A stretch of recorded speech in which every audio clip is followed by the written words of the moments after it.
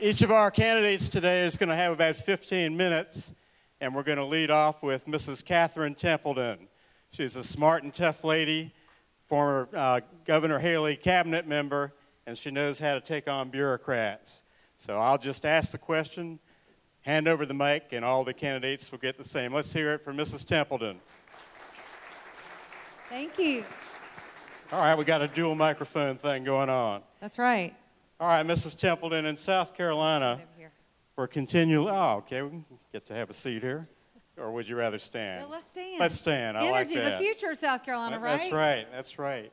In South Carolina, we always lag in the bottom 10 in median household income. So what can we do to lift us up and become a wealth creation state? You know, when Governor Haley asked me to be on her cabinet, it was because she wanted me to come fight for South Carolina jobs. It was when Boeing came and said, we're gonna create thousands of jobs in South Carolina. And what did the Obama administration do? They said, no, you're not. And they fought with us.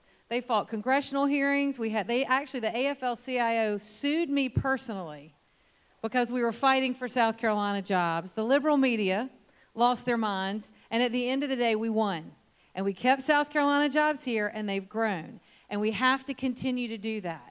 Do y'all remember what Governor Haley used to say? It's a great day in South Carolina. Well, you know what? It's time, you want us to move over? It's time to make it a great day in South Carolina again and grow more jobs. And I'll tell you how you don't do it. Did y'all know that about 2 weeks ago, maybe 3, that the Port of Charleston let the Teamsters Union in? Shutting us down for business without a breath from Governor McMaster. We can't have a decade of Governor McMaster. We've got to have somebody who's tough, who's going to fight for jobs in South Carolina, who's going to get government out of the way, cut spending and cut taxes, and really give our people our jobs. That also means, of course, making sure that American citizens get our jobs, that we make sure and we protect ourselves and our people, our children, from illegals taking our jobs. Okay, our next question is, 29 states have some form of consumer choice in utilities. Do you favor consumer choice? Absolutely, I do. And right now, you know, it is about leadership. I believe that's what Joe said when he started this conversation, and the future of South Carolina. And right now, we have a governor who is negotiating on behalf of his political donors and his cronies. You know, Governor McMaster took over $100,000 from SCANA executives, while they took $2 billion from us. And we had no choice in the matter, no consumer choice. It's a monopoly. And now, after taking that political funding, he is supporting a sweetheart deal that gives the SCANA executives almost twice as much for their stock prices and keeps taking from us. So absolutely, you know, I will fight for the ratepayers as your governor. I'll fight for us, not them. Okay, a lot of our production jobs that are going to Boeing and Volvo are people from out of state because our workers aren't being trained.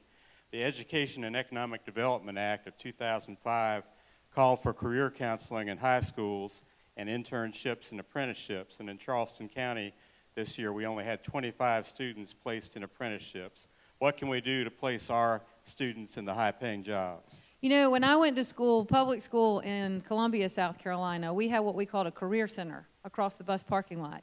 You could graduate from South Carolina public schools as a plumber, an electrician, a commercial real estate agent, whatever you wanted, because at the end of the day, the point of education is so that our children can support themselves and hopefully one day their families. It's that simple. And right now in South Carolina, we incentivize with our money AP credits. That's great. But we stopped incentivizing actual work. My grandfather was a plumber, and he did well by 5 children. I don't know when that stopped being honorable. You know, when President Trump called me up to Trump Tower and interviewed me to be on his cabinet as labor secretary, one of his team members, a South Carolina team member, called me a triple threat. And the reason for that is because my first job was rotating shifts in a weave mill. And that's the most money anybody else that I knew was making, was working hard and doing good for South Carolina. So, you know, we've got to get that back. You know, in Charleston, South Carolina, there's this huge high school called Wando. And there's this wonderful machining room got the best equipment you can imagine. I mean, we've got Boeing, we've got Trident Tech, of course, they've invested. Guess what's happening with it? It is sitting still. Because in South Carolina, you can't teach machining, even if you've been a machinist for 40 years, if you don't have a 2-year teaching degree. So there's some common sense we need to introduce into actually getting our people to have our jobs instead of importing them from across the borders. Have any of you tried to pay a plumber lately? Yeah, oh gosh. They make some money. No, wait, I got to tell you this. My actual plumbers, that's a husband and wife, they retired from being CPAs because they can make more money as plumbers. Fact. Yeah, fact. In 2006, the voters of South Carolina approved what we now know as Act 388, Yes. which shifted the school operations expenses from owner-occupied homes to commercial property owners, and that's driven up rent for families and businesses. Is there a solution for Act 388? Besides repealing it, or is that on the table? Tell me what you think. Absolutely. You know, right now we are building multifamily housing a lot in a lot of our fastest growing areas. And what those people are doing, it's their primary home, but they're having to pay millage out of the roof. They don't get to pay primary 4% millage. We don't need to keep increasing the cost of living in South Carolina. And I appreciate that the Democrats are saying it's for education. We have enough money to educate our children. Do you know we have more money in the rural counties to educate our children than even in the metropolitan areas? Do you know that in Allendale, that's the school district that went up to the Supreme Court to sue for more money?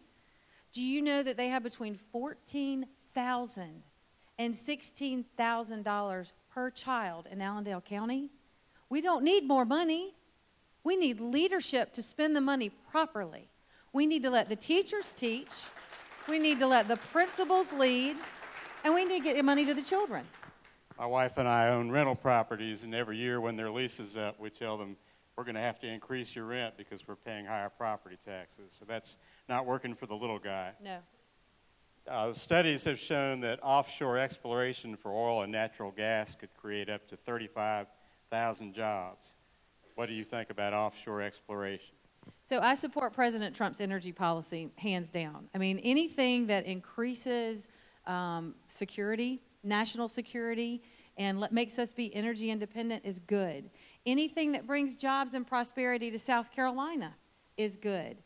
But I don't think offshore exploration is good for South Carolina right now. There are great stores of oil off of the Atlantic coast, but not off of South Carolina's coast. And if 25,000 jobs, if we were going to benefit instead of killing our top industry tourism, then I'd consider it. But it's not right for South Carolina right now. And I said the other day, somebody laughed at me, the juice isn't worth the squeeze right now for South Carolina. Okay, well, we're hoping that after the 2018 elections, we'll have enough Republicans in the Senate to finally repeal and replace Obamacare. Amen. If that happens, then the state will be responsible for the Medicaid program. So how would you recommend restructuring Medicaid? You know, the good thing that we have in South Carolina, first of all, Obamacare is a disaster.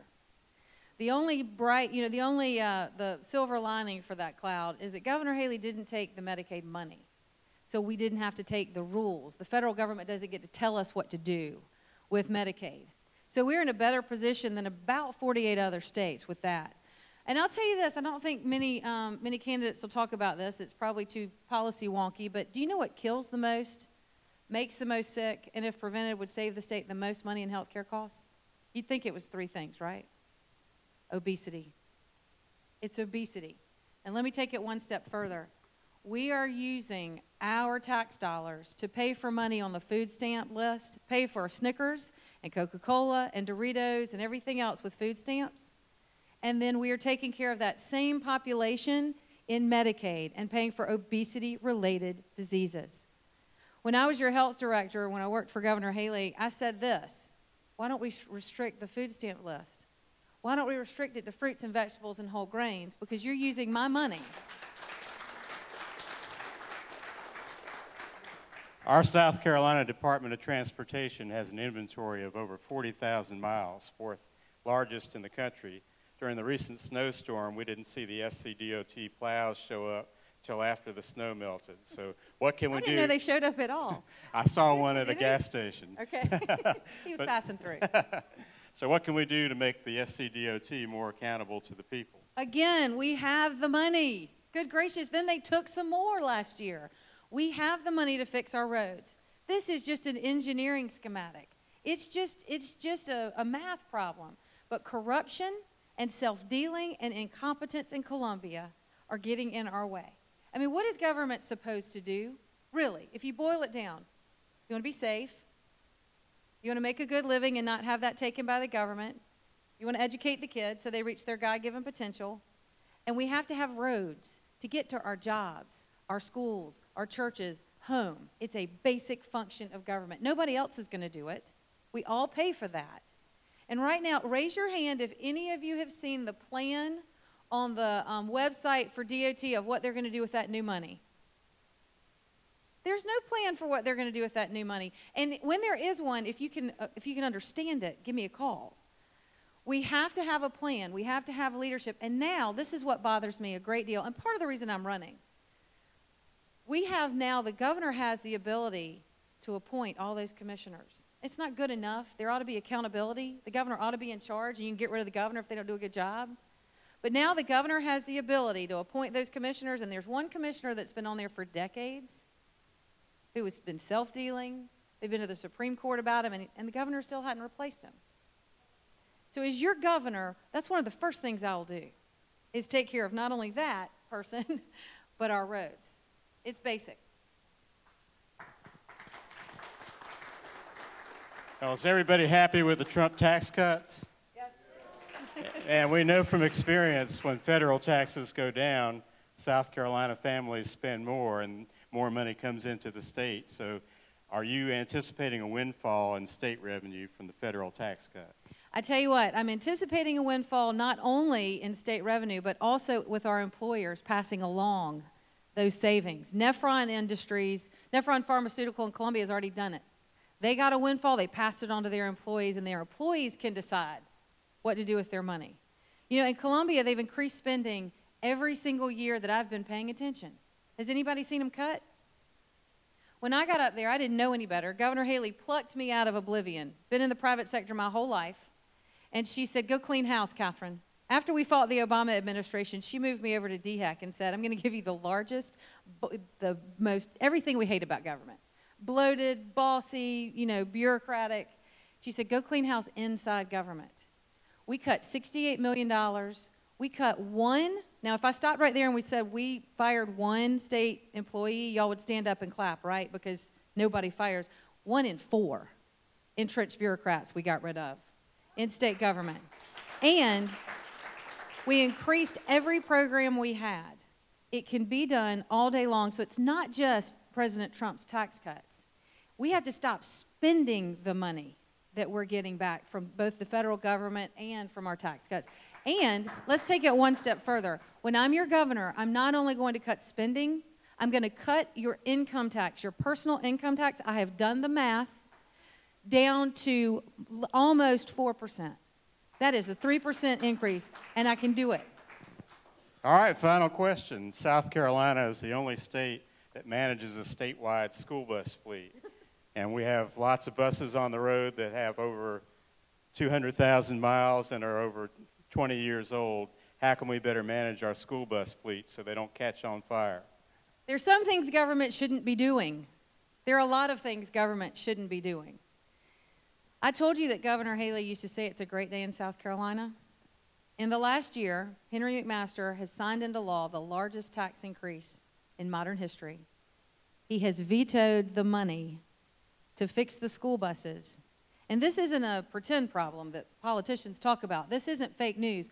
Every other month, a school bus in South Carolina catches on fire with children in it or right after they've gotten off of the bus. And Henry McMaster vetoed money to fix that.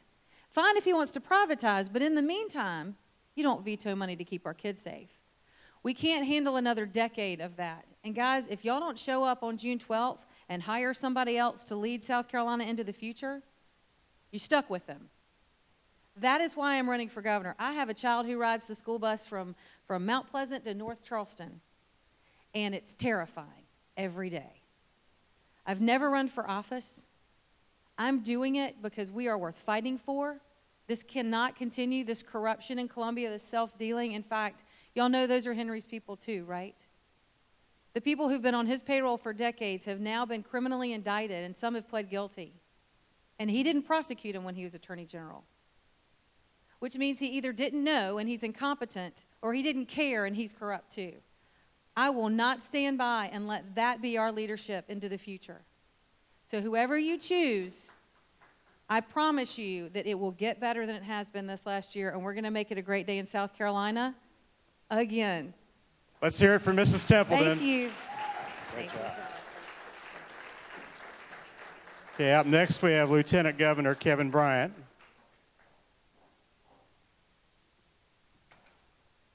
They're all in a super secret sequestered room right now, so they didn't hear what the other candidates had said.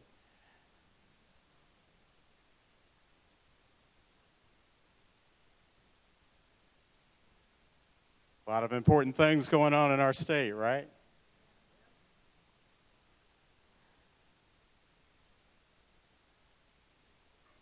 All right, here comes the Lieutenant Governor. And I can tell you, since the first days of the Tea Party movement, he's caught my attention, and he's known as a fiscal conservative and a social conservative. And from the looks of him, you think he never had a bad day. He's always so cheerful. So let's hear it for Lieutenant Governor Kevin Bryant.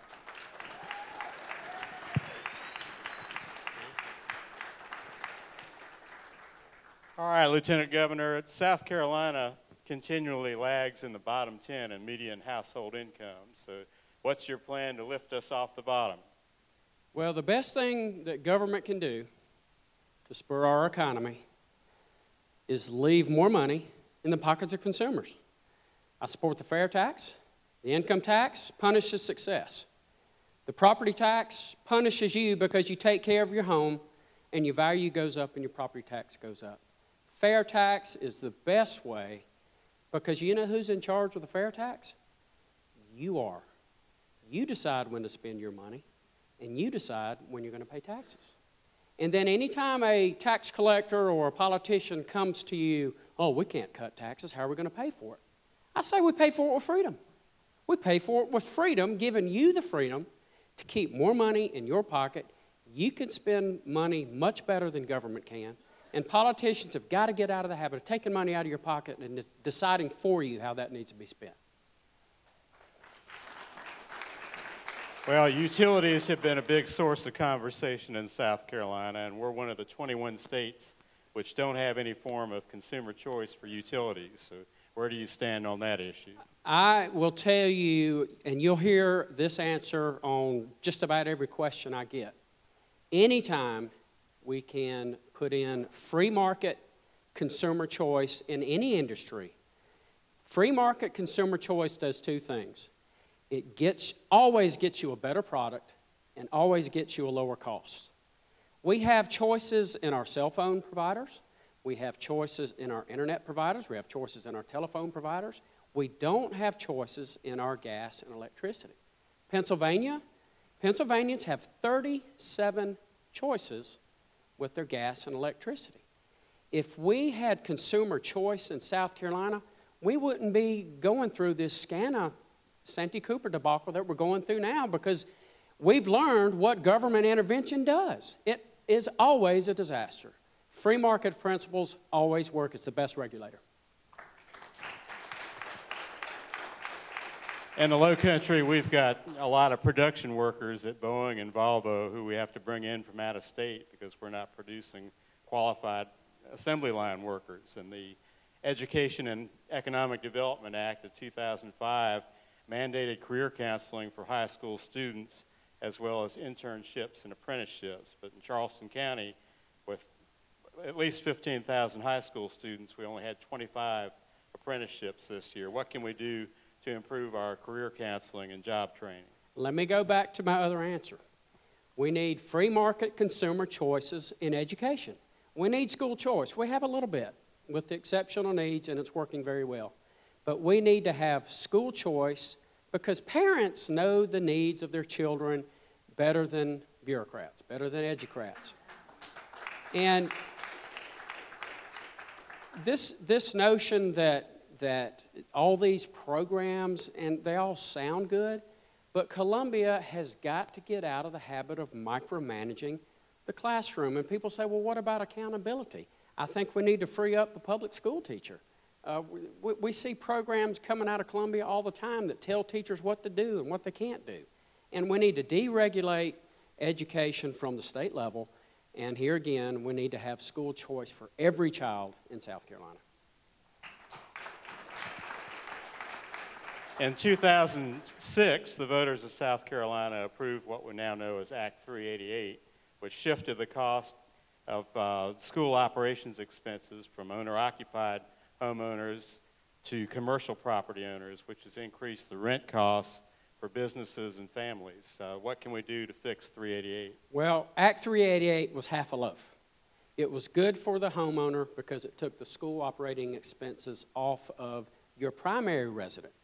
But the small businesses and the manufacturers and folks that own a second home are getting hammered by local government. So Act 3, I remember the debate. We came very, very close to removing the school operating expense on all classes of property, and I wish we had done it then. I did vote for the bill. I was in the legislature because the homeowner needed the relief.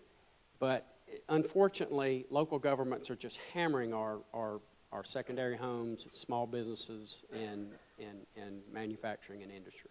And every year the rent goes up. Always go up. We thought we had some caps. Well, the cap was really the floor. They get up as high as they can every single time they get a chance.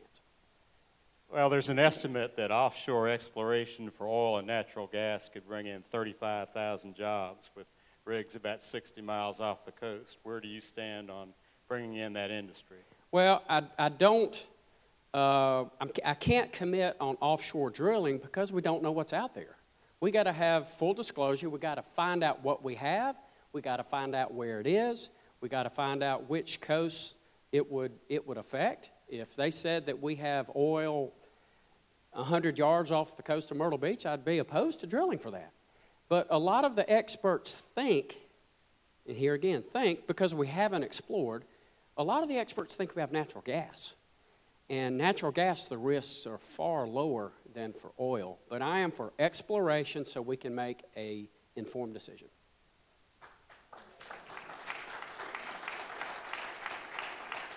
We're all optimistic that Republicans will win in a landslide in 2018, and we will finally repeal and replace Obamacare, which means we'll have to restructure Medicaid in South Carolina.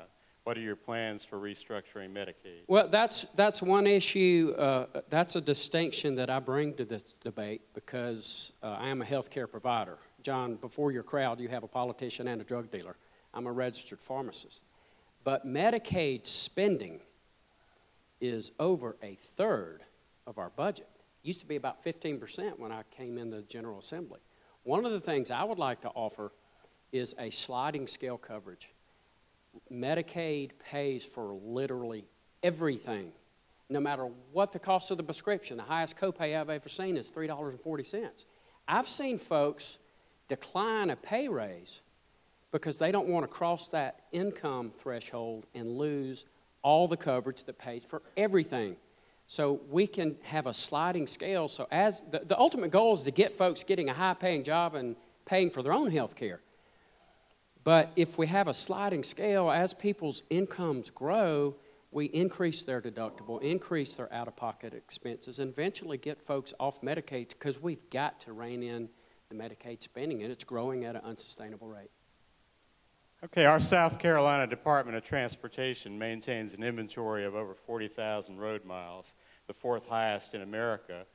And we had a recent snowstorm in Charleston, and the SCDOT plows didn't show up until after the snow melted. What can we do to make SCDOT more accountable to the people? I'm going to have to get off on this. This is a big, big, critical issue for South Carolina. Not just the DOT, but several agencies. You know, our founders, they created 3 branches of government: the executive branch, the judicial branch, and the legislative branch. South Carolina, you have 1 branch of government. you have the legislative branch. We are known as the legislative state, which is a breeding ground for corruption. And this legislative state controls the DOT. This historical highest tax increase in the history of South Carolina, folks, I'm going to tell you, it's not going to fix your roads because you don't know who to hold accountable. I asked this question the other day. How many people have seen a football team successfully use 2 starting quarterbacks? It rarely works. It worked for Alabama against my alma mater, but it rarely works. The DOT is like a football team with 3 head coaches and 9 starting quarterbacks. If you want to see your roads fixed, you got to know who to hold accountable. The only way to do that is make the DOT a cabinet agency under the office of governor. So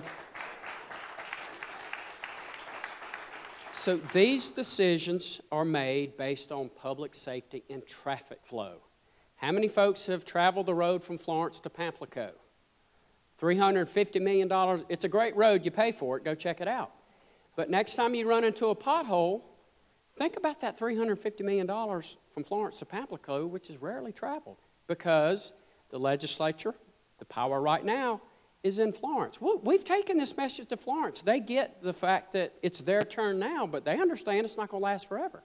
You shouldn't have to wait for your legislators to be in a position of power for your part of the state to get your fair share.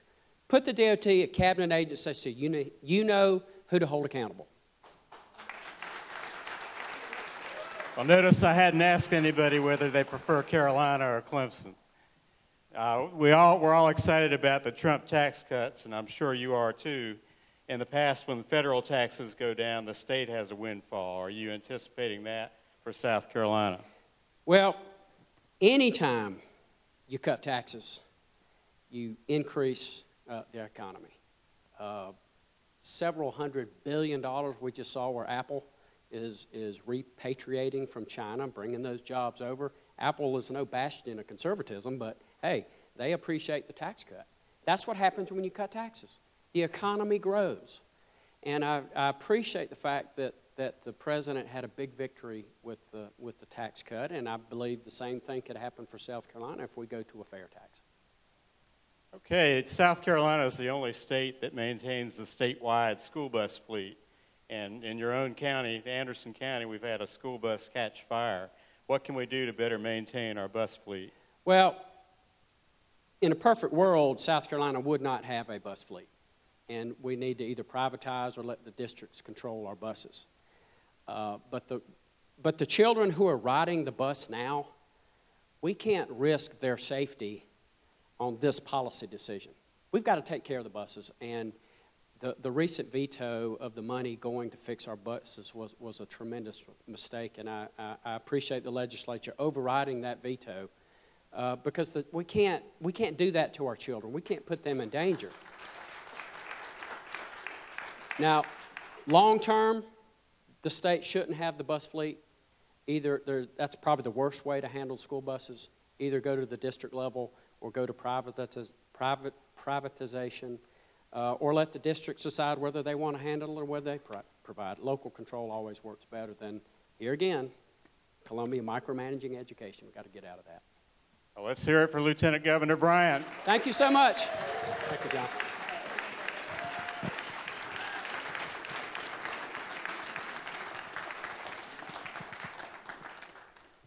And our final gubernatorial candidate of the morning will be former Lieutenant Governor Yancey McGill.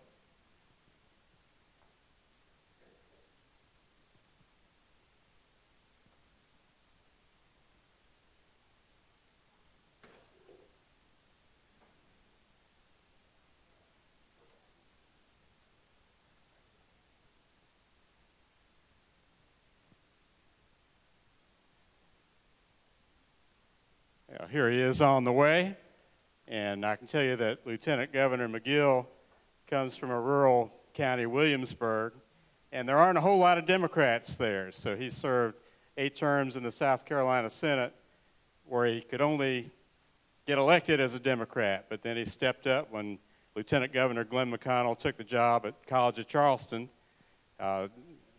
Lieutenant Governor McGill was willing to give up his Senate seat and become lieutenant governor, which nobody else was anxious to do.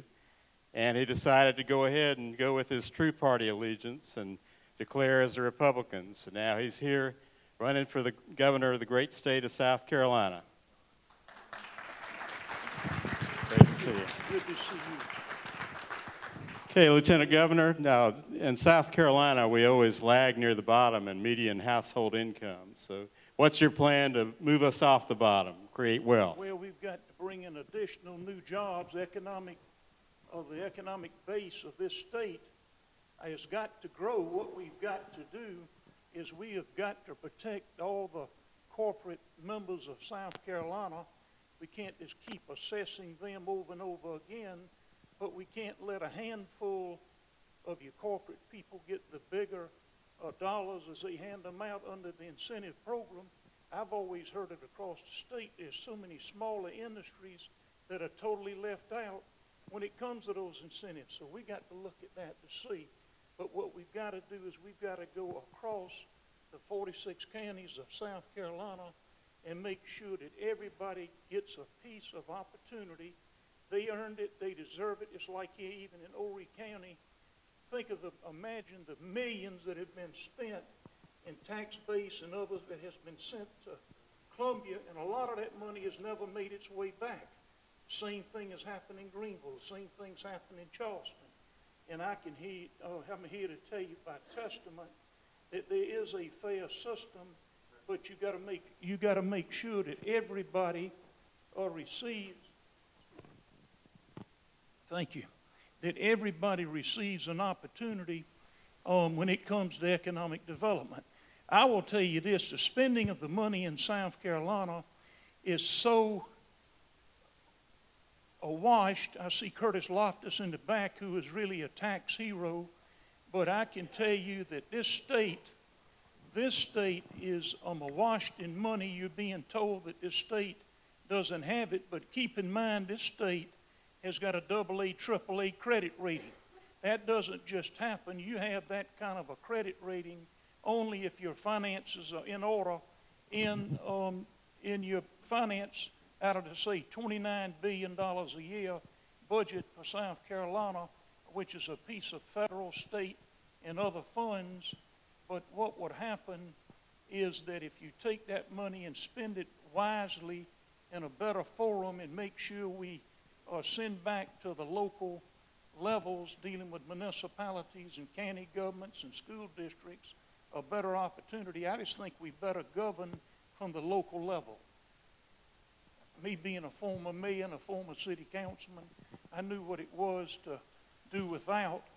And of course, that doesn't mean we get on a spending spree, because I don't agree with that. But I do agree with a balanced budget, and I do agree that you shouldn't have the knowledge of what will build that per capita.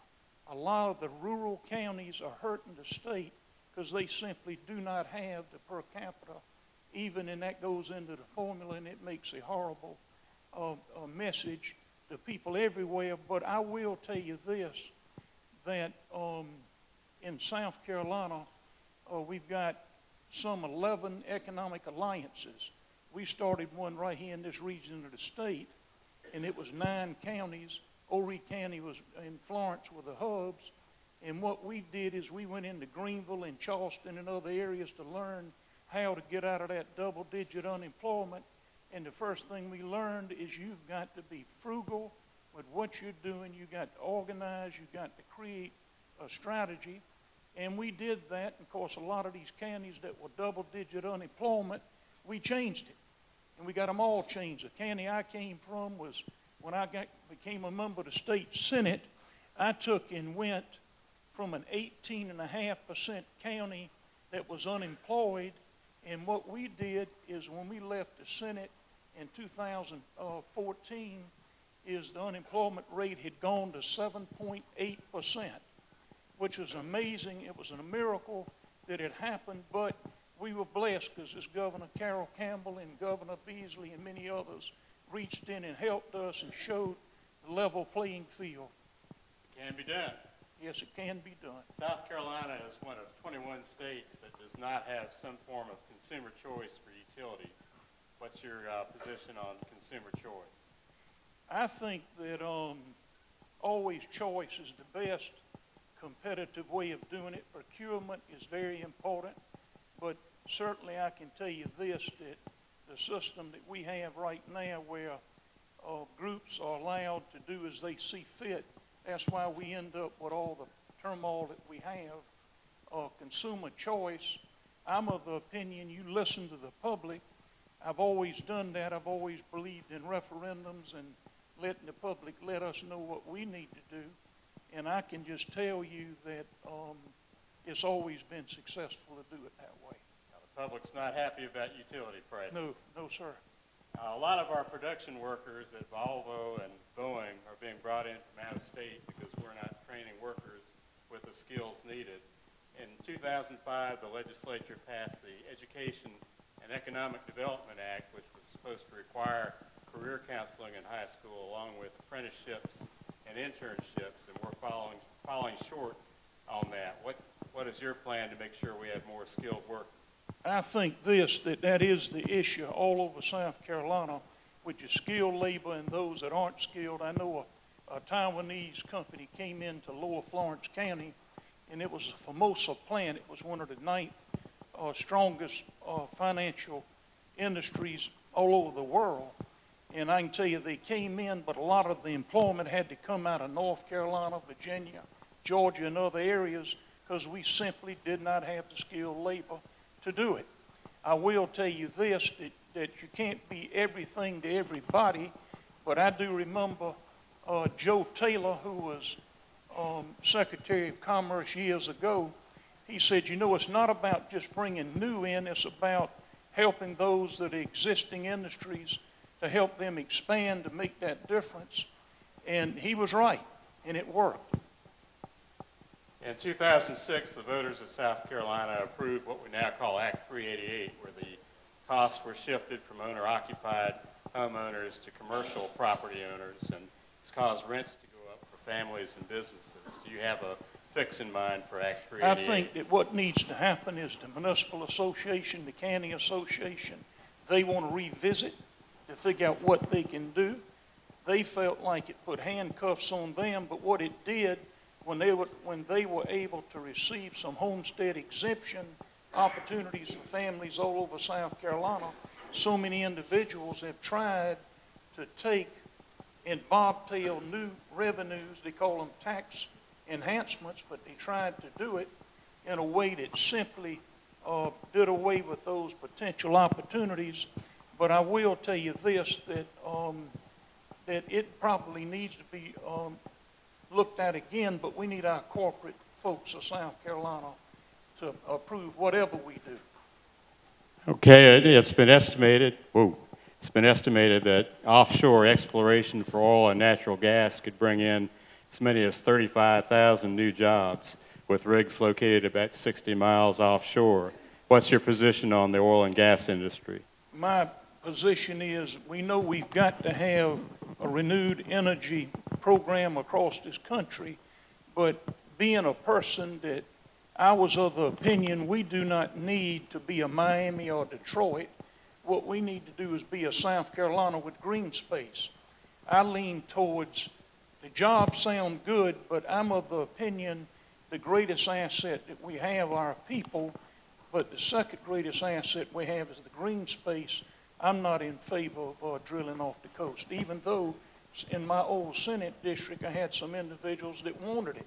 But I just think it would put a scare in the tourism industry all over this state.